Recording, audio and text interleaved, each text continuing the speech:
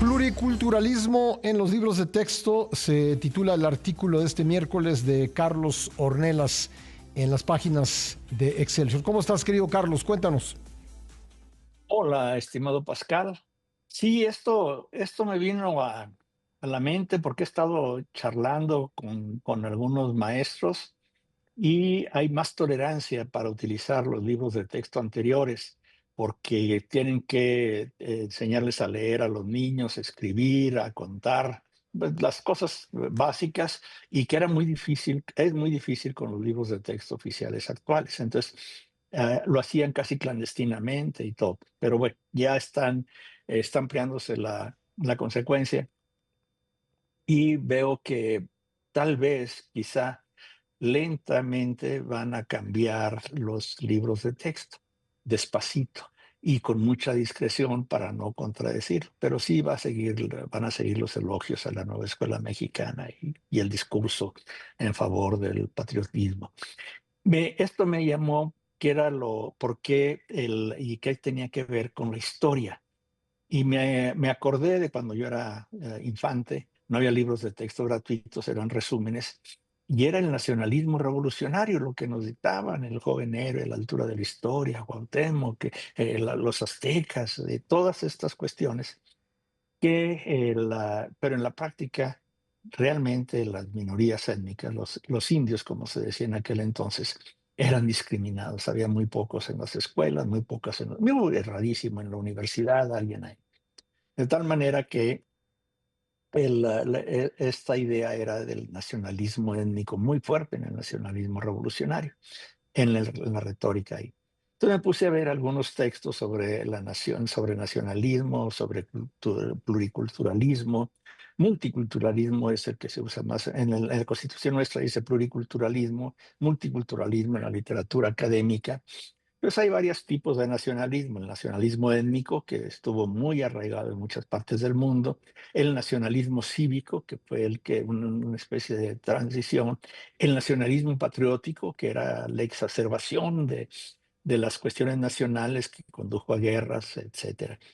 Y el multiculturalismo surge como una nueva alternativa dentro del mismo nacionalismo, el reconocimiento a las minorías étnicas, a sus lenguas, a sus tradiciones, a sus culturas. La cuarta transformación quiso tomar la paternidad de este pluriculturalismo en los textos que produjo Marx Arriaga cuando era el director de materiales educativos, pero revisando la historia, bueno, indigenistas en México desde hace mucho tiempo, aún dentro del régimen de la Revolución Mexicana. Miguel Alemán creó el Instituto Nacional Indigenista a demanda de antropólogos y arqueólogos que estaban exigiendo ahí.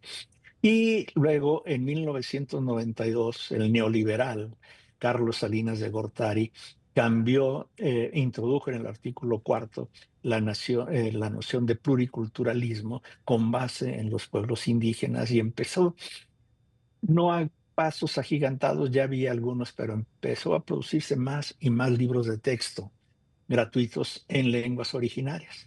Hay 68 lenguas según el último censo. 68 lenguas, hay más de lenguas, hay 68 pueblos originarios y alrededor de 200 variantes lingüísticas. Es que era imposible producir textos en todas, pero sí en donde hay más habitantes hay textos de, de diferentes cosas y estaban en expansión. En el gobierno de Fox cambió del artículo cuarto al artículo 2. Se acabó aquella frase que decía que en México no había esclavitud, que estaba en el artículo 2 desde 1812, cuando lo propuso Morelos, cuando no era la constitución la de Apatzingán, que todavía no estaba aprobada. Pero quedó eso vigente hasta entonces, cuando dice México es una nación multicultural con base en las raíces indígenas de nuestros pueblos y todo, y le dio vigencia. Y en la política práctica, pues creó las universidades interculturales y la Coordinación General de Educación Bilingüe y Multicultural. Al frente estuvo Silvia Ismel, que es una académica de primera comprometida con estas minorías y también con las minorías migrantes. Hizo mucha labor en este trabajo. O sea que no es patrimonio de la 4T. Fueron gobiernos neoliberales quienes impulsaron esta cuestión, que no solamente abrieron la economía, que ha traído problemas ahí, pero trajo el TEMEC, pero también llegaron cuestiones de derechos humanos, derechos para las minorías, otro tipo de discursos que entraron en la discusión y que estaban ausentes en México. Era México. Como México no hay dos. Y parece ser que estamos ahora en esta cosa.